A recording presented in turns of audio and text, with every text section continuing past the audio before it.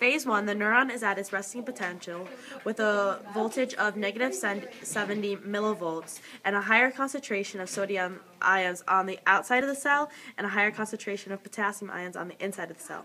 All gated channels are closed at this point, and the ions are only able to move through the leak channels. During the second phase, called threshold, the sodium-gated channels open to allow sodium to move down the concentration gradient and out of the cell.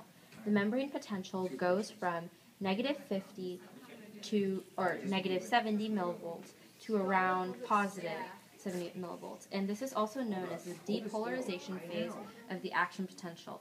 On the graph to your right, you can see that the second phase is where the membrane potential is increasing rapidly.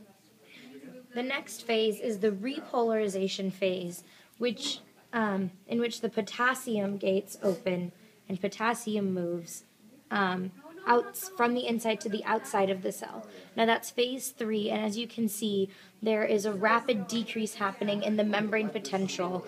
It goes from about 45 to 50 millivolts all the way down up until it hits the next phase, which is the undershoot phase. So at this point, all the sodium gated channels are closed, and all the potassium or most of the potassium is flowing outside the cell. This creates a positive charge causes a negative charge inside the cell, which leads to this undershoot that you see in stage 4.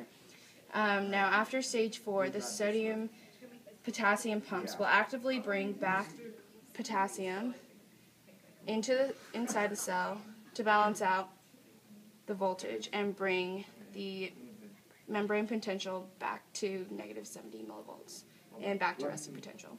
And that's, yeah.